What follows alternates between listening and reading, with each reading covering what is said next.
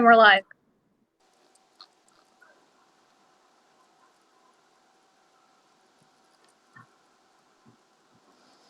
Hello and welcome to our Facebook Live event, COVID-19, Returning to Work, School, and Daily Living. I am Whitney Abel, your moderator for this evening. I am a national manager with our special events team at the Crohn's and Colitis Foundation, as well as an IBD patient with a legal background in discrimination law.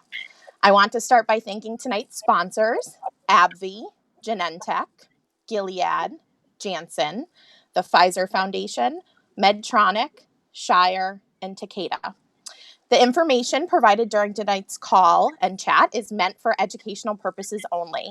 It should not replace any advice you receive from your gastroenterologist, nutritionist, or surgeon. If you have any questions about your specific care, please reach out to your healthcare provider directly. I want to welcome tonight's presenters. We have Jamie Williamson, District Director of the U.S. Equal Employment Opportunity Commission's Philadelphia District Office.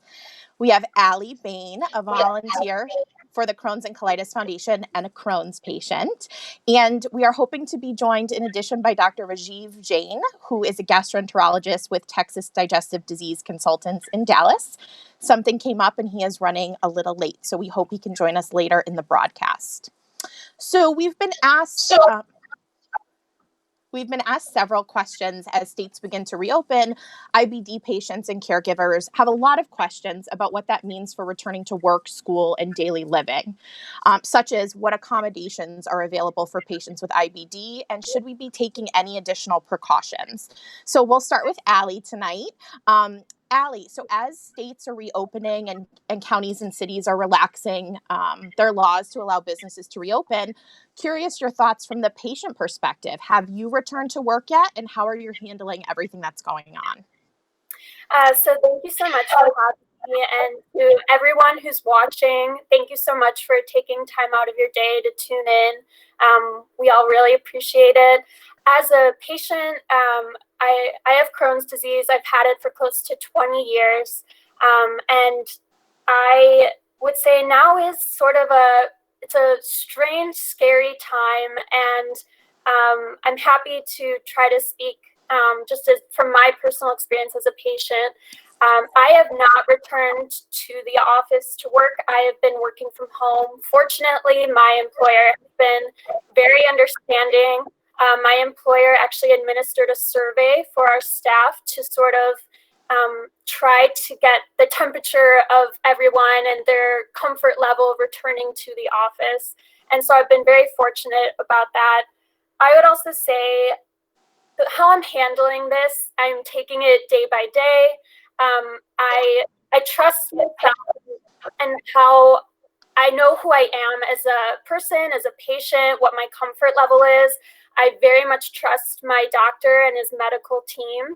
And I think it's important if you do decide to go out of the house or out of your home to do your homework beforehand. I very much believe in knowing where public restrooms are located, knowing what policies and procedures are in place, which of your friends and family are wearing masks, and also following CDC guidelines with social distancing and hand washing. So I think it's just very important to trust who you are as a person and what your comfort level is, and to use your voice and to be okay with how you feel day by day.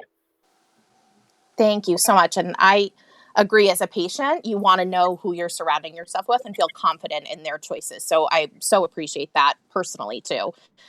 Jamie, I'll toss it over to you. So for patients who do have chronic conditions like IBD, what currently are their rights in the workplace about making special accommodations or requests as it relates to COVID-19?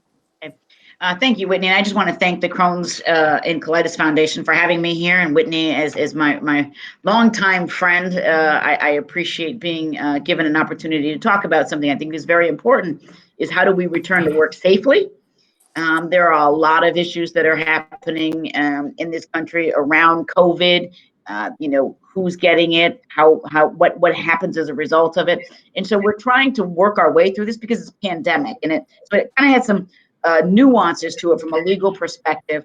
But by and large, I think for the people who are watching tonight, that your biggest coverage in terms of workplace protections is going to be found in the ADA. right? And that's the American with Disabilities Act. And as you all know, we're celebrating 30 years. Woo-ha!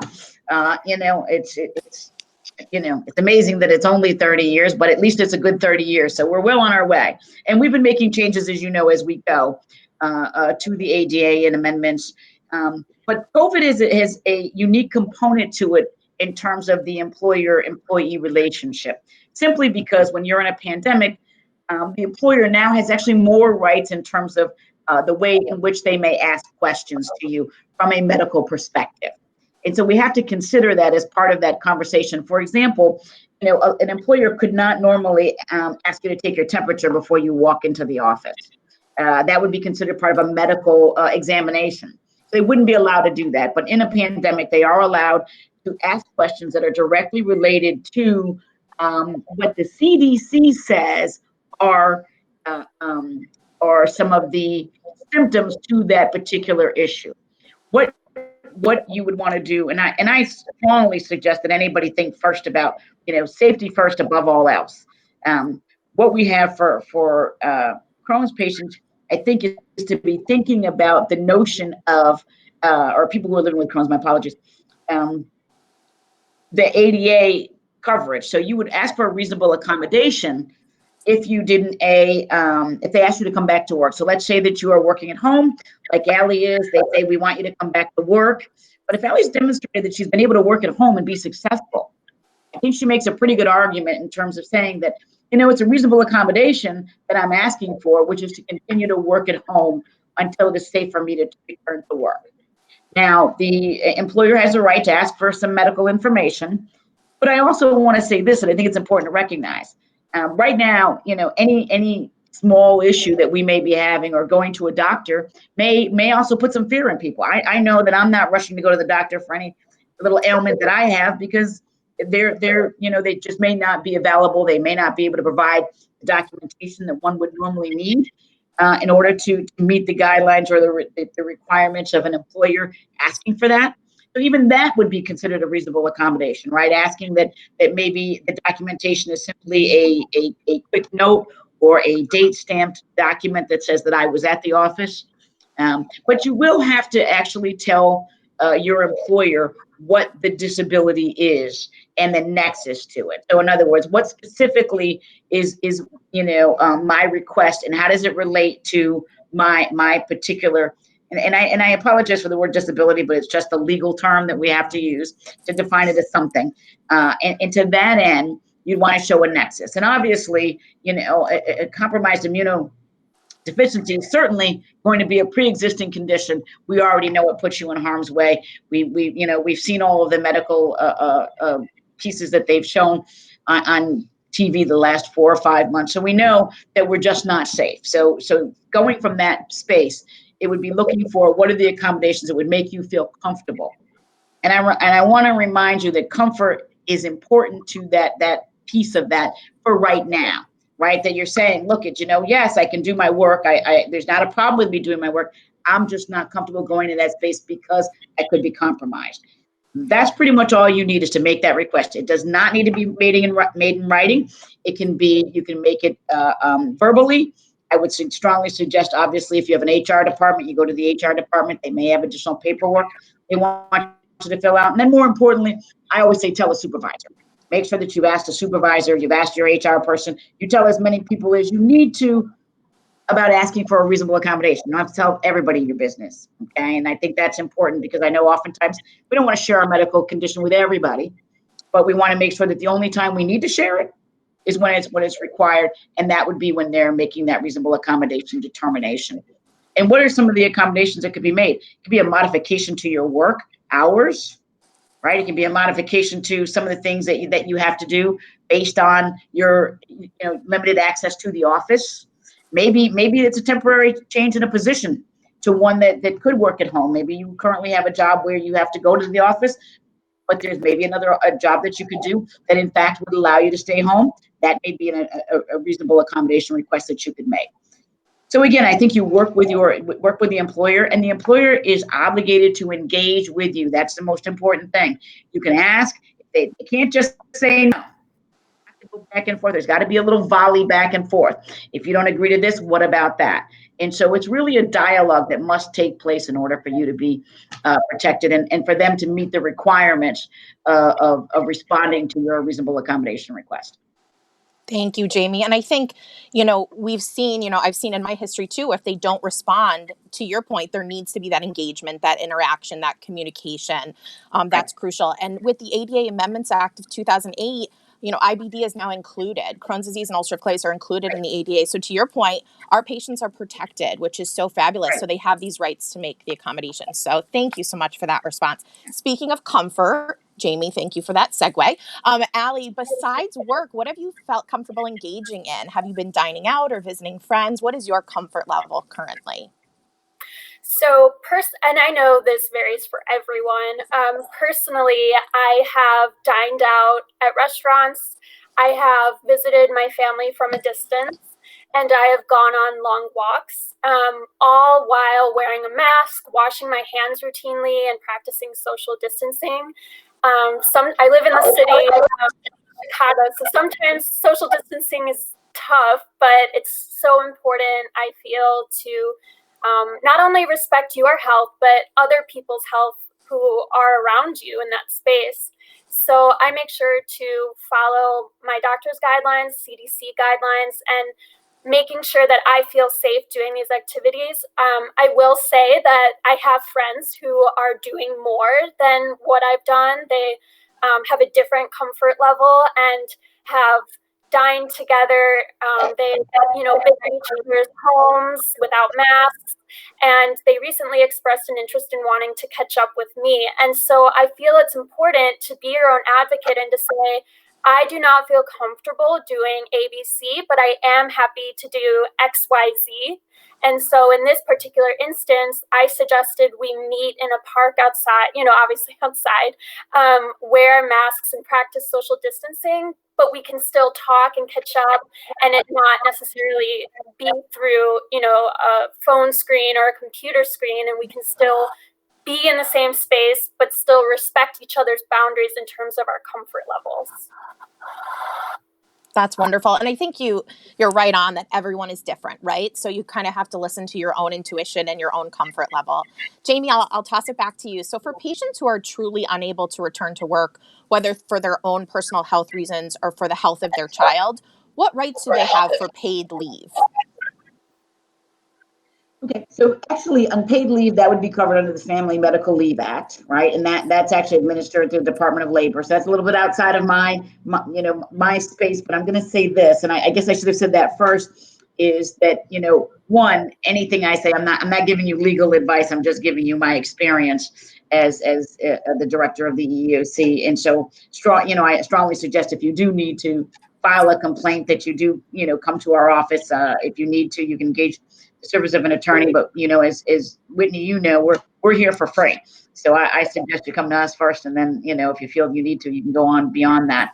And we are, and I think it's important to mention that the EEOC has understood the importance of responding to people rapidly in a situation like this. So we have a rapid response team. And I think that's important for everyone to know that we're going to try to push these cases through when they're COVID related, because it matters, right? How somebody is able to return back to work, potentially be paid.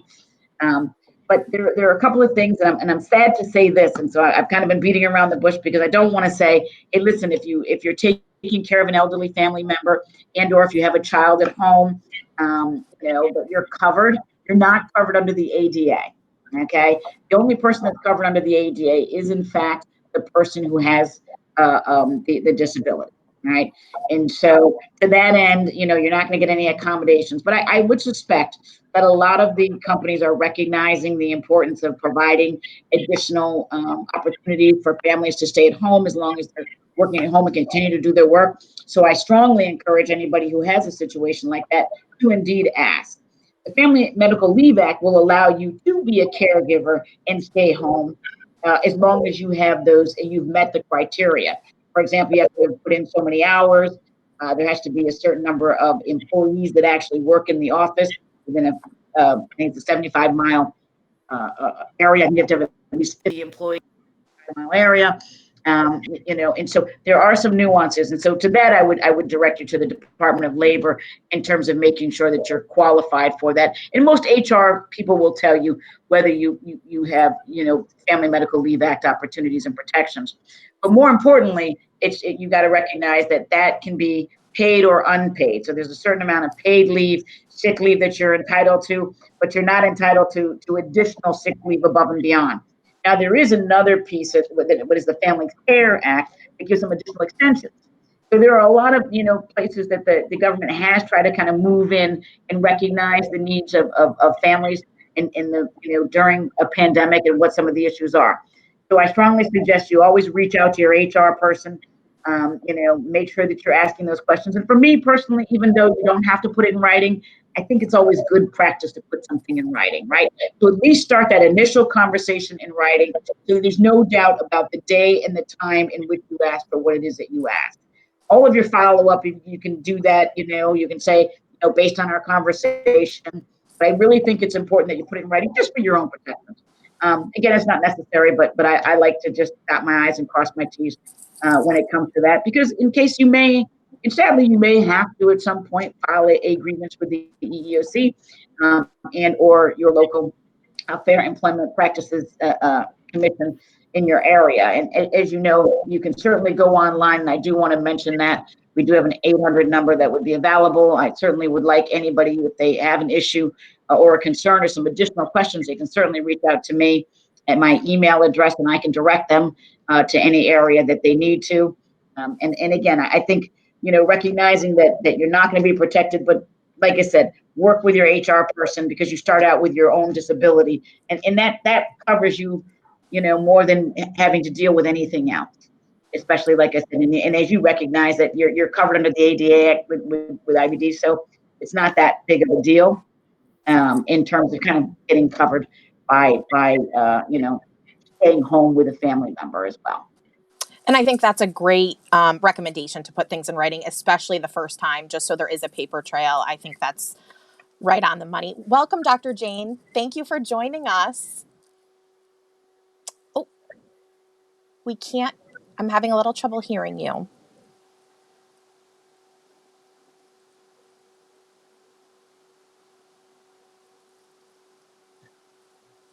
Not yet. So as Dr. Jane is working on his audio, I'll just toss it back to Allie for another question, if you don't mind, Allie. So how do you broach this topic with others who perhaps are not taking the precautions seriously? Do you have that conversation with them? And if so, what do you say to them?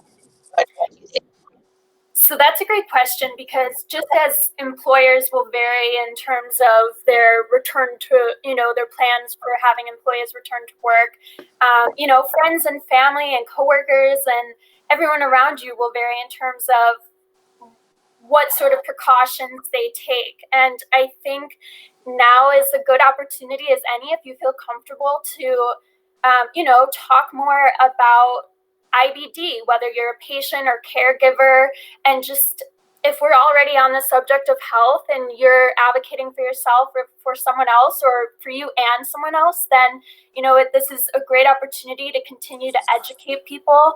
I think too that it's okay to and good to be honest, to state what you're comfortable doing or who you're comfortable, being around right now, and your true friends and your family will hopefully respect those boundaries that you're setting, just as you will respect their comfort level. And I think just saying that out loud, I'm comfortable with this, but I'm not comfortable with that, as I mentioned before. And I think too that it's so important to just lean on the resources we have, such as CDC guidelines, public local and public health departments. The Crohn's and Colitis Foundation has resources, and of course our medical teams.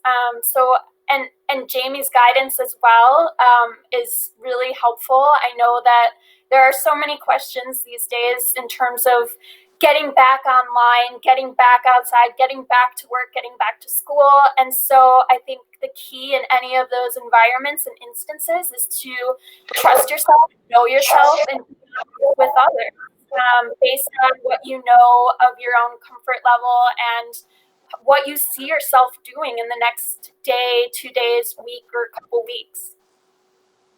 Thank you for that. I think we lost Dr. Jane for the moment, but I'll pass it over to Jamie in the interim. So, Jamie, what if a patient doesn't feel comfortable traveling by plane right now? Let's say they have to travel for work. What rights does he or she have with regards to employment with that company? And are there any rights as it relates to commuting? There's no specific rights as it relates to commuting, but again, you're covered under the ADA, and I think that that's really, again, always going to be that you get to work from. And it's important to realize that if you have made, and this is something I forgot to mention and I think is important, if you have told your employer that you're not comfortable, and then let's say they come back and say, well, we thank you, but we're going to have to let you go because for X, Y, and Z.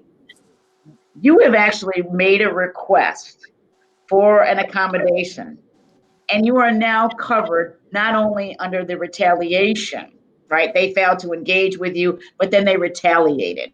And so retaliation is also covered under the ADA, and certainly you can bring a complaint forward. So if you feel that for some reason they've let you go because you made a request, it's important really to reach out to the EEOC and make sure that you get the information you need to file a complaint, because I think it's important. And again, we're going to do a rapid response. We're going to try to get you in and out.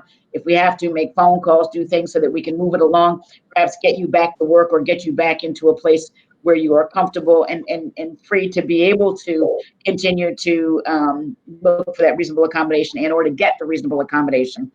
So again, while traveling isn't, and I will tell you this, I am not traveling. I am doing everything, and I'm at the EEOC, but I really do think it's important for everyone to try to stay home, to try to stay safe. And I'm with Allie. There is a comfort level that we have to think about. And I did notice there was a woman who came up with a cute little idea. They're little bands, and the bands, the little gummy bear bands that these people are wearing. And so it was telling you whether somebody had a certain comfort level. So I suspect before you know it, these are going to be the latest rage.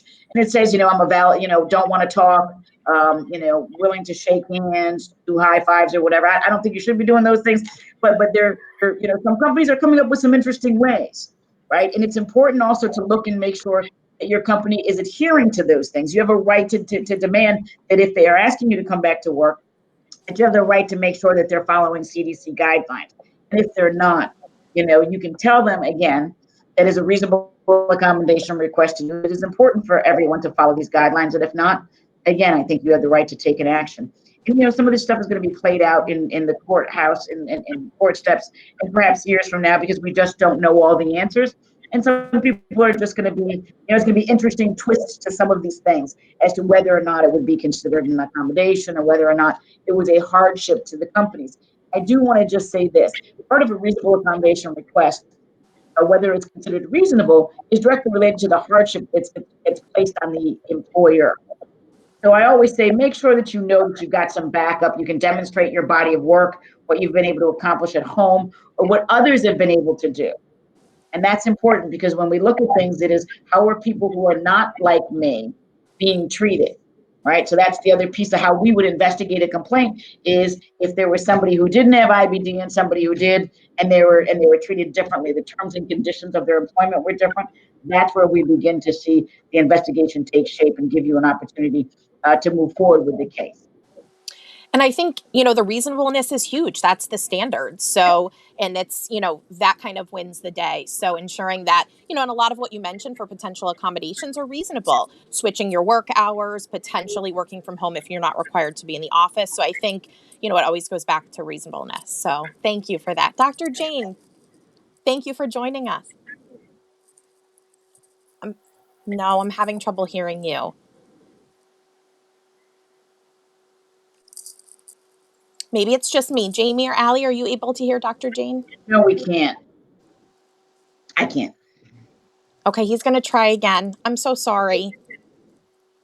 Okay, so we'll jump into some more questions. I'm just going to take a quick time check. Okay, we're about halfway through. Okay, so Allie, what guidance as a young professional and a former National Council of College Leaders, or NCCL, member would you give to college and graduate school students right now, given the current climate? Yeah, that's a great question.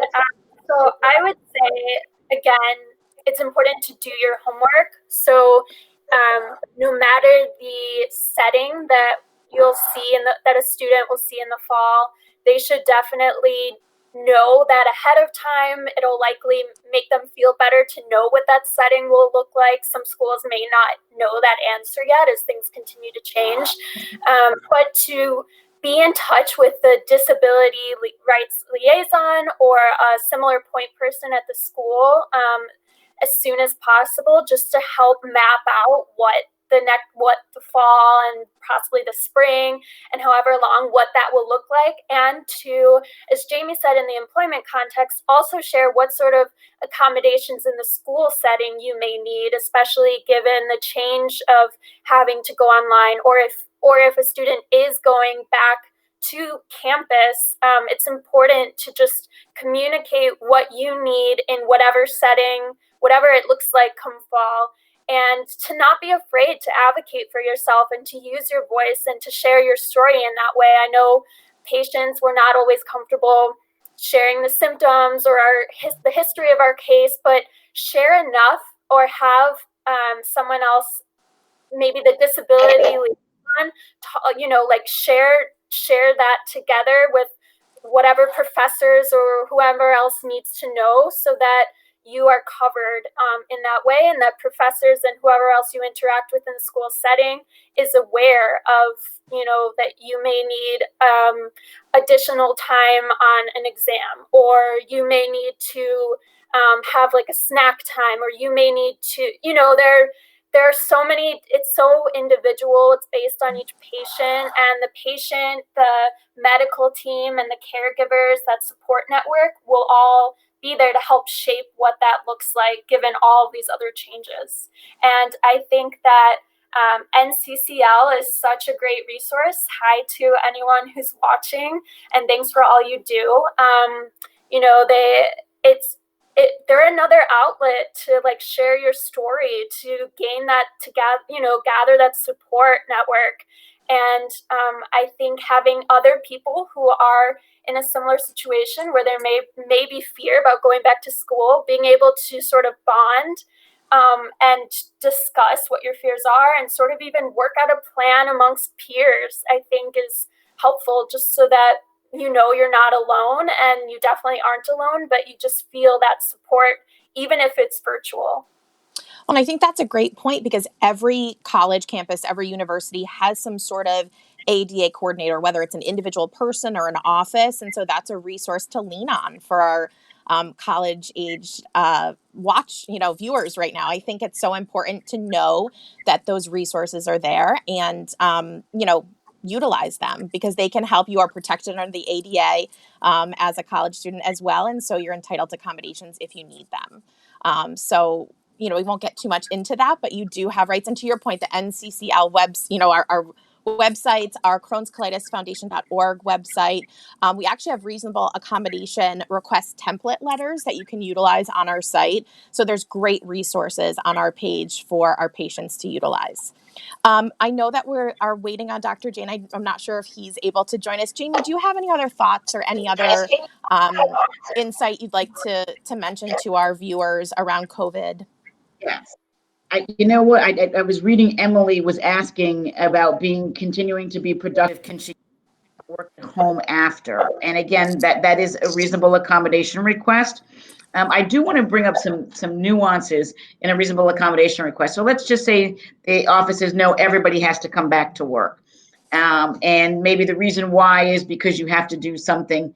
You'll have to attend meetings like everybody else, because we're going to attend meetings in person now, because we're going back to the office. If you can demonstrate that your ability to be able to engage is equitable to what you did before, you need to make that argument to them, right? That I was able to, For example, we have video meetings all the time now, right? So video meetings are acceptable given certain circumstances, so they're available now.